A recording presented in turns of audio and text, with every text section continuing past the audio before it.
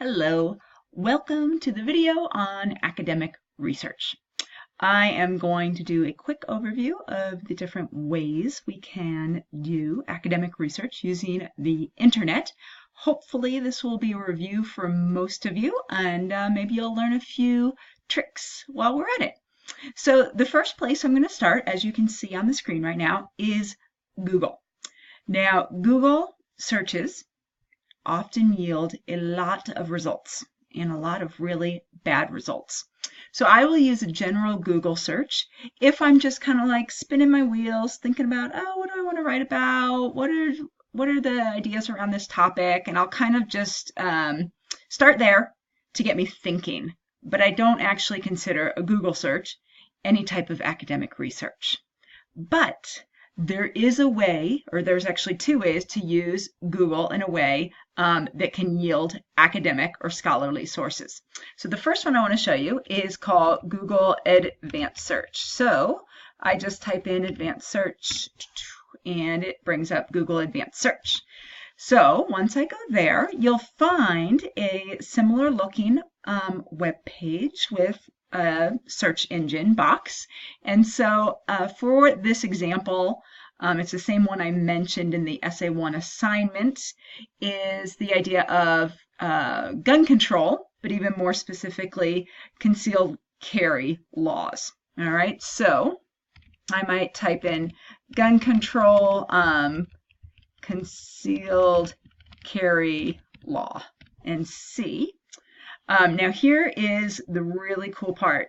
Go ahead and type your search terms in there. And then if you scroll down, it gives you options to narrow your results by site or domain. And here I'm going to choose .edu because, as we know, those are academic sites of colleges and schools.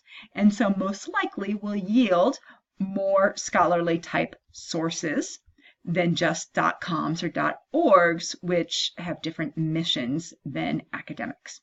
For people looking for really recent information, say you're picking a scientific topic, you might also want to use this last updated here as well. So once I do the advanced search there, we will see what comes up. Okay, so I can see gun control, concealed carry legislation in the Congress, violent crimes, an article out of Stanford. See how these are all .edus. Now, not necessarily all going to be usable, but it's a really good start for me with that. If I had just Googled gun control, concealed carry, you can imagine the type of information and websites I would have gotten back from that. So Google Advanced Search is an excellent resource by limiting to .edus, and another good one to do is .gov. So if I went back here and instead of .edu, I could do .gov, which is government sites, and do an advanced search there, and then that's also going to bring up quite a bit of information that will most likely be usable in my research. All right, so that is Google Advanced Search. Not too many people know about that one. All right, so another one, which is fairly common, is Google Scholar. So I'm going to go ahead and go to Google Scholar, and I'm going to try the same terms here. One thing to note, if you are searching your topic and you are not coming up with good results, realize that it may be the search terms you're using. It may be these words that you're typing in to your search engine that are creating the problem. So what I typically do, if I'm not getting the results I'm looking for, that's when I go back to my general Google search and I try to find synonyms or new ways to, new words to talk about that topic, and then try to refine my search terms from that. So if you're not getting results, it's not necessarily that it's a bad topic or there's nothing on it. It may be that you're not using the right search terms for it. Okay, so gun control, concealed carry law. Go ahead and search that. And you'll see it brings up quite a bit, over 100,000 results here. The thing about Google Scholar is that I don't necessarily have access to all of these articles. I only have access to the ones that say PDF over here. And so, oh, this looks like a really great one. Concealed gun carrying laws and violent crime, evidence from state panel data.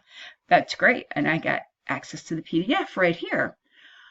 If you are looking and you are not, you find an article that you're like, oh, I've got to get that article, but you don't have access to it here, there may be ways to access it through our ISU database. So just because you don't see a PDF link over here doesn't mean that we can't get to it. If that comes up for you, let me know and I can help you try to find that article through our ISU library, or you can ask the library as well yourself.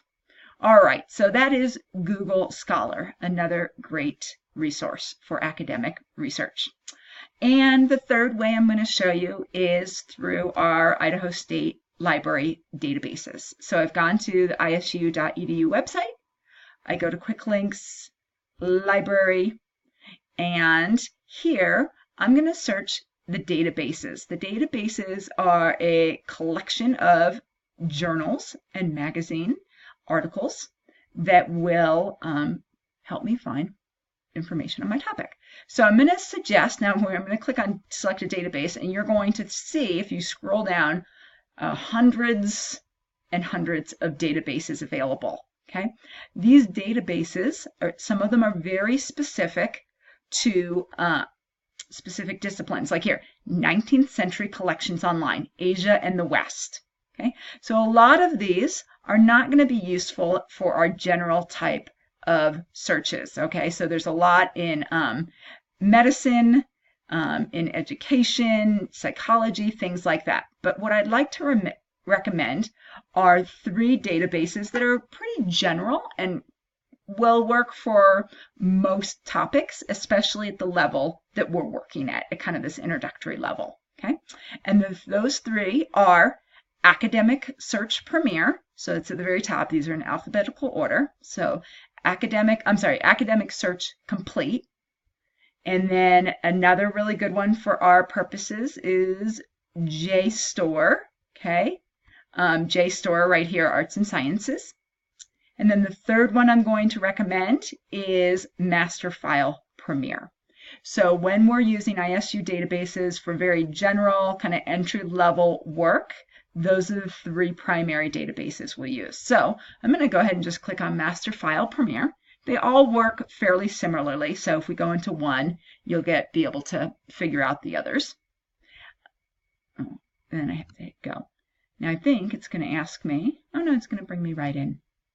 All right, so here is where I enter my terms, gun control, and I've been having luck with these search terms, so that's why I keep using them. Concealed carry law. Now you'll see, if you scroll down, you've got all types of search options here as well. One that I really like to click is full text, and even sometimes peer-reviewed. Because it's peer-reviewed, it is definitely an academic source. Okay, so then I'm going to go ahead and hit search, and let's see what it brings up for me. Laws facilitating gun carrying and homicide. Law paves way for concealed carry on campus. Ooh, that would be another really good way to even narrow in even further concealed carry on campus. Current and future state of gun policy. So lots, again, here that looks really, really usable. And you'll see that most oftentimes the link to the PDF is right there. Okay, so 3 ways to do academic research. Google Advanced Search by limiting to .edu and .gov, Google Scholar, and our ISU library databases, in particular Academic Search Complete, Master File Premier, and JSTOR.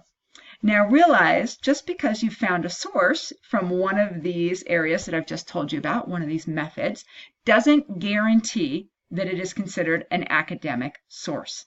It is still up to you to look for the sponsoring organization. It is still up to you to look for the author and his or her credibility, that it's a relevant date. Okay, so we still need to do our own test on these sources to ensure that they are considered academic. And I'll actually post a little video that will help you distinguish academic from popular sources. And for our first essay, we need 3 academic sources, a minimum of that. So those are 3 ways to go about finding them. All right. Good luck in your search, and I look forward to hearing from you.